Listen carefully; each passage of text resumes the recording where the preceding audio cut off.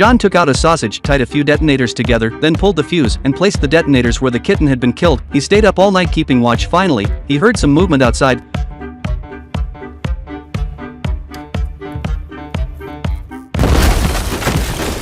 This explosion reignited John's excitement, so on his 100th birthday, John actually jumped out of the window to escape the nursing home. He wobbled his way to the bus station, bought a ticket for the fastest departing bus. Just as he was about to board, a thug barged in with a suitcase. He was in a hurry to use the restroom, but the suitcase just wouldn't fit inside. Du hörru, håll den här jävla väskan och släpp den inte. Håll käften på dig.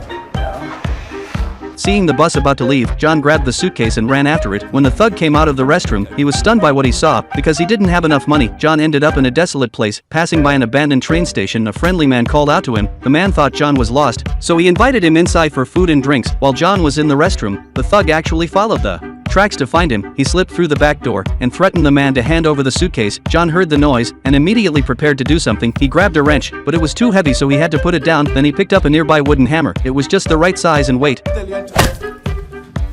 The two of them managed to escape and dragged the thug into the cold storage, but the thug's urgency sparked the man's curiosity. He opened the suitcase and found 50 million in cash. Both of them were stunned, so they decided to forget their worries and have a drink. By the time they thought about the thug again, he had already frozen stiff. Realizing things were getting out of hand, they decided it was time to leave, so they made the thug look like something else and took the suitcase to another town. They rode along the railroad tracks, soon arriving at a freight hub. They pried open a wooden crate and hid the thug's body inside. Then they grabbed the suitcase and continued on their way. After half a day of traveling, they were exhausted, so they asked a young man for a ride. Just as they reached the gas station, the young man saw a wanted poster. An elderly man had gone missing and had taken a thug from a gang. He was terrified and decided to leave without finishing the gas. Seeing how scared the young man was, John started explaining their whole journey. He was completely honest about the 50 million and promised to split it with the young man.